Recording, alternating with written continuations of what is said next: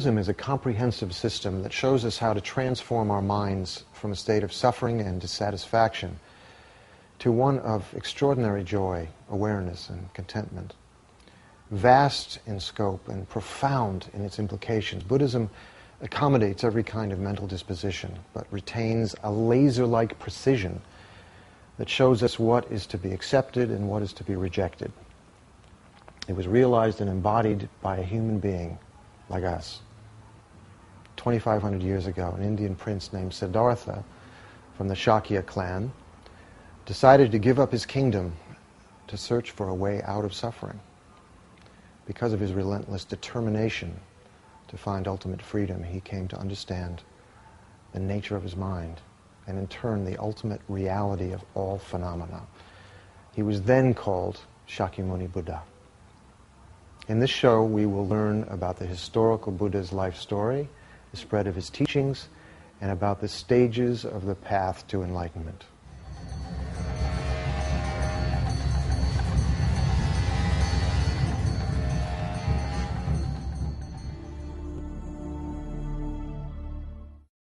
In the following presentations, you're about to hear a great deal about the life, the accomplishments, and the teachings of Shakyamuni Buddha, the historical Buddha. Now, the Buddha worked very hard in order to attain enlightenment, and the impetus behind that hard work was his strong motivation to achieve ultimate freedom and to benefit all living beings as much as possible.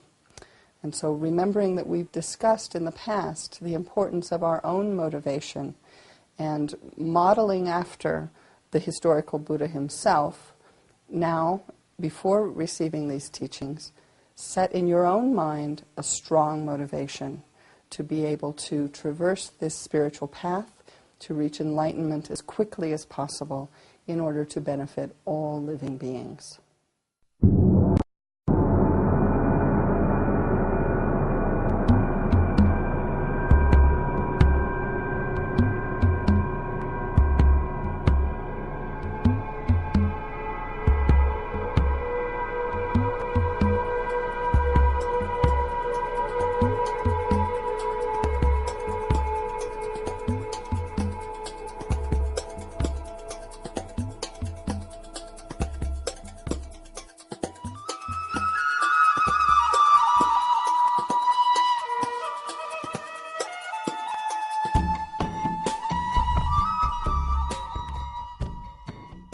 One format that the life of Buddha is often presented in the Mahayana tradition is the presentation of what are called the 12 deeds. The 12 deeds are said to be the same activities that all of the 1,000 Buddhas who will appear during this fortunate eon in this world system, they'll all engage in these same kinds of activities. They won't have exactly the same lives. They'll be born in different ways, but they'll have certain format of their life that will be similar. And so for that reason, sort of, you might think it's just something that happened in the past, but it's going to happen in the future. So if you know about it, maybe you can be prepared when Maitreya comes and others. In the Mahayana scriptures, it's said that the Buddha himself, the first deed is his leaving of Tushita, handing over the teachership of Tushita, the residency there, to Maitreya, who will be the next Buddha. And the second deed is entering into the womb. The Buddha entered into the womb of his future mother, and at that point she had this dream, very spectacular and pleasant dream of a six-tusked white elephant entering into her. And upon exiting the womb, upon his birth, the Buddha was able to stand up. This young boy was able to stand up immediately and walk 7 steps. The Buddha himself Siddhartha himself showed himself to be incredibly adroit and expert in many different things. And the next deed is called sporting or enjoying with the harem or retinue of wives. Every kind of pleasure, every kind of sense pleasure, food and warmth, and various castles were built within the walls of the of the temple, of the city, of the royal city for Gautama. And it's during this point that he is now manifests kind of like what we might notice in the world when people get a little bit bored. He wants to go out of the temple, and his first journey out, he did see some individuals. And on successive journeys, he saw at various times old people, sick people, and a dead person. And and each time he would ask his attendant, what is this? I'd never seen this before. What is this old person bent over and so forth, with a cane? What's wrong with him? And his attendant would say, this is an old person. This happened. And Siddhartha would say, well, is that unusual? Are there many of them? And he would say, this happens to everyone. Everyone, this is the fate of everyone. And he saw someone who looked like a renunciate, someone who is seeking the meaning of life, seeking to transcend birth, death, and aging, aging, death, sickness, and so forth, the things that the Buddha had perceived. So this supposedly was the element now that began to coalesce, that clicked in the Siddhartha's mind. This is what I should do. I should leave home also. And he takes he takes his hair, his beautiful royal locks, and with his sword cuts them off. And it's said that that's one of the relics. He goes off seeking teachers, seeking the answer to sickness and old age and death. And even though the teachers themselves were very fond of Siddhartha, recognized him as a prince and saw his great qualities and the fact that he achieved their state, even though they were the teacher, he'd achieved the same realization they did in a very short amount of time. They asked him to stay on and teach their disciples. He refused and went off to try to find an answer to this riddle that he had encountered. Sometimes living on just a small berry from the tree a day. Siddhartha became very emaciated. So at this point, the Buddha himself is beginning to recognize that he's not making any progress. The Buddha went to bathe in the river, found himself very weak, couldn't even get out of the water. Began to worry, what's going to happen. He began then to beg some food. Now the Buddha is invigorated, Siddhartha is invigorated, and he seeks now a place to do meditation, then sits down on this cushion of grass with the determination, until I achieve the essence of enlightenment, I am not rising. So this is now the demarcation of the next act, which is called the defeat of Mara, or the defeat of the Maras.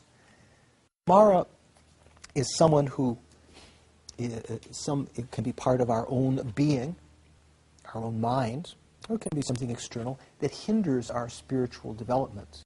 And that evening, he achieves his enlightenment, which is now called the next deed, under the Bodhi tree that evening, completely transformed, eliminating from his mind all the vestiges of ignorance and any kind of insufficiency, inabilities, and spends the next 7 weeks without moving very far away. So, who shall I teach? Oh, those 5 disciples with whom I spent 6 years. Their Dharma eye is only slightly covered with the dust of ignorance. So he travels, knowing where they are, to the deer park near Sarnath, and he begins to teach them on the very first discourse on the Four Noble Truths. And this is the beginning of this deed, which was essentially the next long period of the Buddha's life. So many decades teaching, and for the rest of his life at that time, after that time, spent many decades teaching, turning the wheel of Dharma, finally took the aspect of passing away, dying, passing into parinirvana.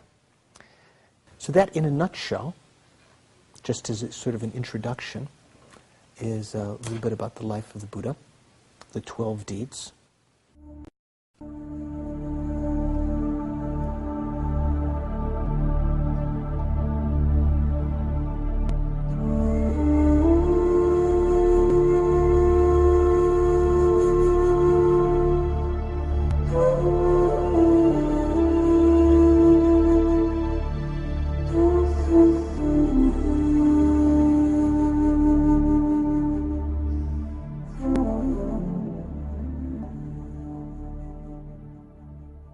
This is something you hear again and again, Lam Rim, graduated path.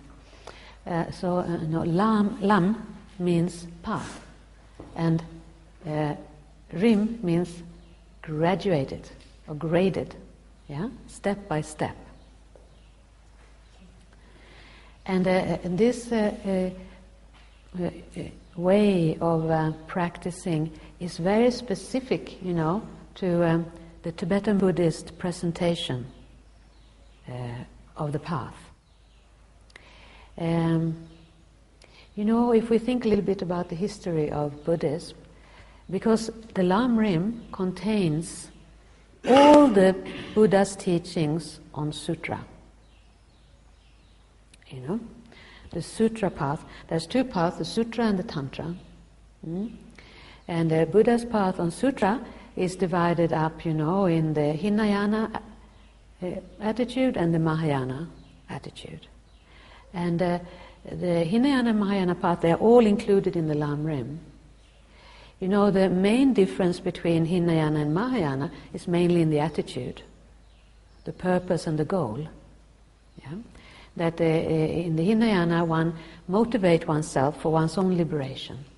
In the Mahayana attitude, the attitude is seeking enlightenment, for the sake of all living beings, a more universal goal. And for that we train ourselves in renunciation, bodhicitta, and the correct view. Of course, actually to attain enlightenment one also has to practice tantra. They say that one cannot attain complete full enlightenment without at some point practice highest yoga tantra. But if you look aside from the attitude, the actual practices of Hinayana and Mahayana go together. They're not sort of two completely separate paths. So the Lam Rim contains all of the teachings. The Hinayana spread to different countries like Sri Lanka, Thailand, and Burma, Vietnam, and flourished there. Later on, when the Mahayana flourished, that spread to China, Tibet, Mongolia, and the northern countries, and flourished there. So anyway, the great Atisha, he came to Tibet, so he wrote the first Lam Rim, the graduated path, taking all of Buddha's teachings, but putting it in a very clear, step-by-step, approach. And he called it the three scopes. So in Tibet, this really flourished. So this is what we still practice today. When you see these Lam Rim texts and Lam Rim books, it's all the same way of approaching the spiritual path and the inner development.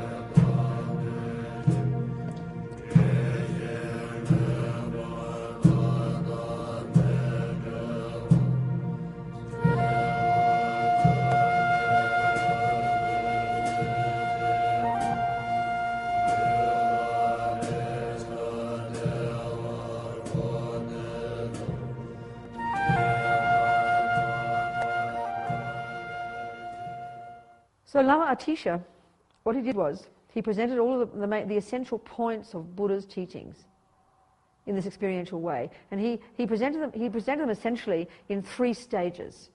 First, second, and third scopes, they're called. Scope has a very specific meaning. It relates to the capacity of the practitioner, the scope, or the capability, as Lama Zopa says. So the first and second scopes of the practice, of the teachings, they represent all the teachings, all the essential points in Buddha's teachings that we know as the Hinayana part of the path, Hinayana path. Then the third scope is the Mahayana part of the path. The 3 scopes altogether is all the practices that a person who's on the Mahayana path would practice, because you need to do the first 2 scopes in order to accomplish the third. Because if you're a Mahayana practitioner, you don't just do the third scope, which is all the compassion. The wisdom wing is the first 2 scopes, the Hinayana part of the path, and the compassion wing is the Mahayana path. Altogether, a Mahayana practitioner would practice all of these, because you need the first 2, the wisdom wing, in order to accomplish the compassion wing. You need both wings. A bird needs 2 wings. So it's the way to, working on the wisdom wing is where you really work on yourself. You turn yourself into this amazing being, then qualified to actually do the job, of benefiting others. And what we really are is a potential Buddha. If it is true that this is our true nature, this is who we really are, then we indeed need someone to show us how to do it. So we look to the need for a teacher. And then there are various ways that are explained in the texts of how to devote oneself appropriately, the very heart of which is the idea of training our minds to see the Lama, the teacher, the spiritual guide, as the Buddha. That the most benefit comes to oneself from this practice. And then our teacher gets, that point of guru devotion is put there by the 14th century Lama of this tradition called Tsongkhapa. And the third point on the preciousness of this life that we have right now, not just to take it for granted. And this gives us enormous energy to want to not waste it. Then the first point we discussed in the first scope was the need to think about impermanence, but specifically the impermanence of this very person, which energizes us to even more want to not waste this life. But death is definite. Its time is uncertain, and that the only thing that can benefit us at the time of death is the virtuous imprints in our mind, nothing else. Then this leads us on to the next contemplation, the first scope, as we discussed, which is looking at the logical likelihood of suffering lives in the future, given that we have a continuity of consciousness that is literally beginningless, given that we've been within samsara, having ignorance and therefore delusions, and therefore being reborn again and again and again, and therefore creating negative karmas endlessly, as well as positive ones. So it's just logical that there are there's a possibility of many suffering rebirths that our mind could take when it leaves this body at the time of death. So Atisha gets us to contemplate the suffering of the lower realms in order to energize us to have a healthy revulsion of being born in this way. This then leads us naturally to the next point, to turn for refuge to Buddha, who's the person who existed 2,500 years ago, who gave us the path, which is the actual refuge, the Dharma itself, the methods, the medicine to cure our minds, the methods to help ourselves transform ourselves, to avoid suffering in the future. And this leads us then to the culmination of the first scope, which is the essence of the practice, which is abiding by the laws of karma. Learning to know what to do and learning to know what to avoid doing, simply to avoid suffering and to get what we do want, which is happiness.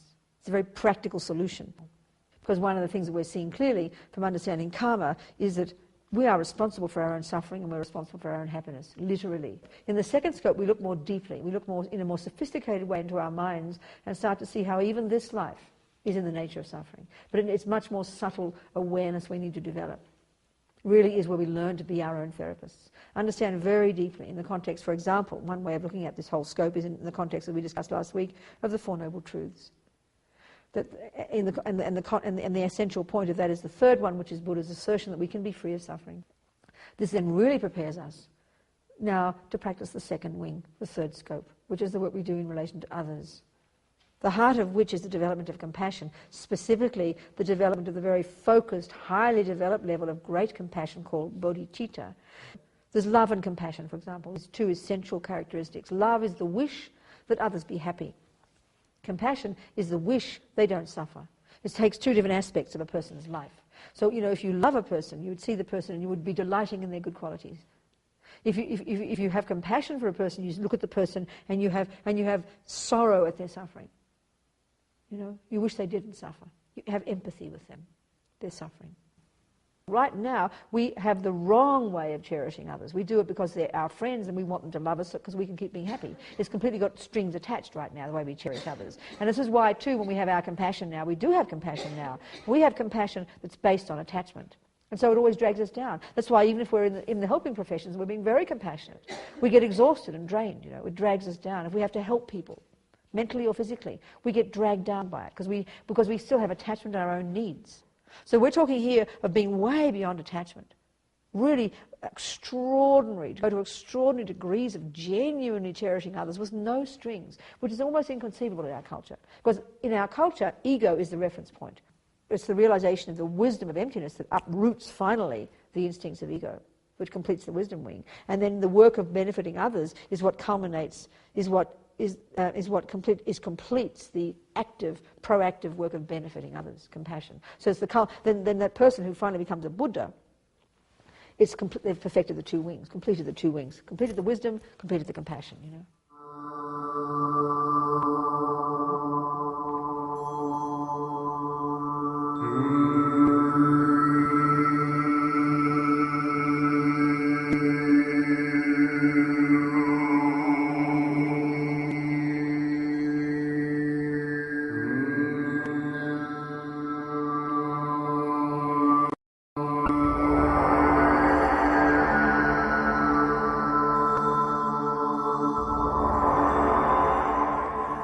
But presenting the path, the Lam Rim, and the way that Lama Atisha and Lama Tsongkhapa put it together, it's like the blueprint. It's sort of taking all the Buddha's words and putting it into the order that we need to actually apply it in our lives. And so if I'm feeling like I'm a little bit lost, I don't really know where I need to put my energy and my attention and my practice, it's really easy. The teachings say, and I think this is really true, you can't develop the more advanced realizations if you don't have the very basic ones. I mean, if we haven't coped with our own impermanence and death and suffering, it's impossible to really have a true motivation to get out or even to help others, because we haven't really allowed ourselves to get in touch with how bad it really is, to give us the energy to develop the qualities to make it as good as it's possible to be. I think the first 12 or 13 years of my practice, I didn't do it that way. I kind of was a lot more hit and miss and really into, trying these more advanced practices and thought they were really cool. But I don't think I fundamentally was becoming a better human being. And it's not until I really went back and thought, I'm not getting anywhere as fast as I wanted to go. So maybe I should do it the way they explain it, that you're really supposed to do it, and spend a year on precious human rebirth and spend a year on death and impermanence until something really moves in my mind. So that's been my experiment the last 3 to 5 years. And at least from my personal experience, my internal experience, I think I'm finally feeling some shifts take place.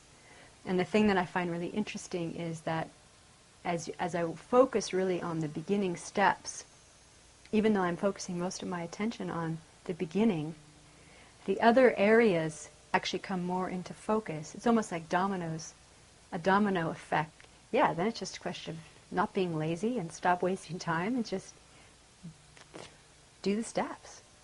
And then maybe become a Buddha, help some people or something. It'd be great. I'd like to do that.